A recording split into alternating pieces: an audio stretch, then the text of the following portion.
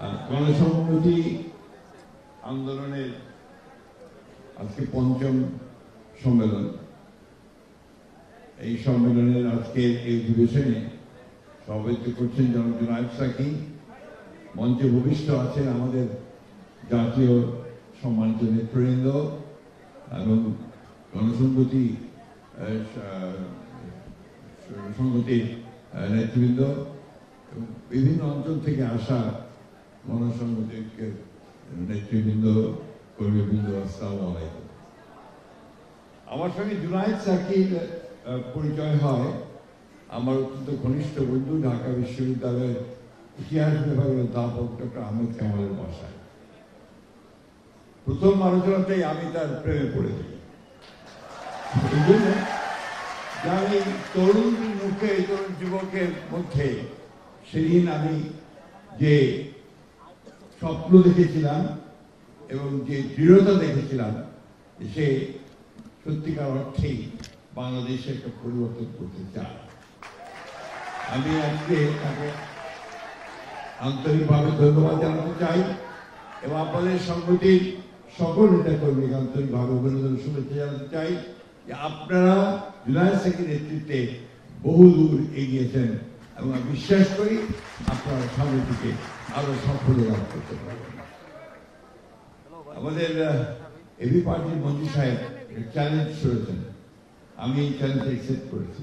এই জন্যে যে আমি সবসময় মনে করি আমাদের গত কয়েক বছরের একসাথে কাজ করার যে একটা ঐক্য তৈরি হয়েছে এবং আমাদের মতো বৃদ্ধ এবং তাদের মতো কি বলবো তরুণ এবং আরো তরুণ যারা আছেন তাদের মধ্যে কিন্তু একটা কাজের সংহতি তৈরি হয়েছে, এ ব্যাপারে কোনো সন্দেহ নেই।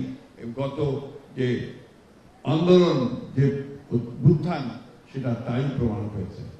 আমি প্রায় বলতাম যে কোথায় আমি তো তরুণদের দেখতে পাই না, আমি ঢাকা বিশ্ববিদ্যালয়ের সেই ছাত্রদের দেখতে পাই না, আমি দেখতে পাই না যে একটা অন্যায়ের বিরুদ্ধে ঢাকা বিশ্ববিদ্যালয় থেকে একটা মিছিল বেরিয়ে আসছে।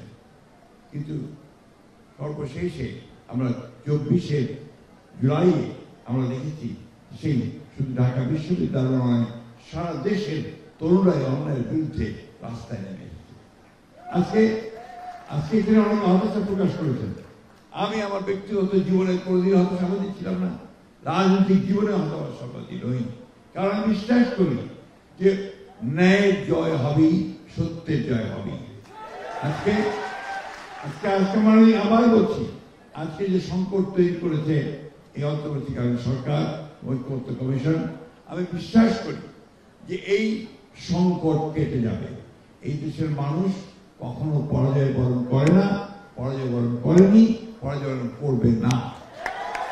বন্ধুগণ, আমাদেরকে সবসময় একটা কথা মনে রাখতে হবে, এই দেশটা আমাদের, এই মানুষগুলো আমাদের, এবং তাদের ঐক্যবদ্ধ করে আমাদের সমস্ত যে চক্রান্ত, সমস্ত যে আপনার ষড়যন্ত্র আমাদের বিরুদ্ধে হচ্ছে, তাকে পরাজিত করতে হবে।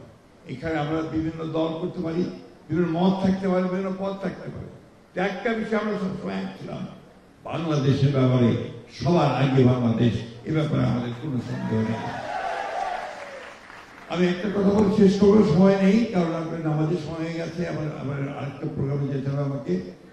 আমি শুধু একটা কথাই বলবো, সরকারের কাছে আহ্বান থাকবেন, যা হওয়ার হয়ে গেছে আপনারা দয়া করে ওই সমস্যাগুলো সমাধান করে যাতে সবাই একসাথে আমরা নির্বাচনের দিকে যেতে পারি, এই সমস্যার সমাধান করে আমরা জনগণের কল্যাণের জন্য কাজ করতে পারি, সেই পথে গিয়ে চলুন। আমরা যেমন অতীতে আপনাদের সঙ্গে ছিলাম, সামনেও আপনাদের সঙ্গে থাকবো, কিন্তু অবশ্যই আপনাদেরকে নিজে এই যে জায়গা তৈরি করেছেন তার থেকে বেরিয়ে আসতে হবে, আপনাদেরকেই অন্য কিছু করে দেবে না। ধন্যবাদ সকলকে। আসসালামু আলাইকুম।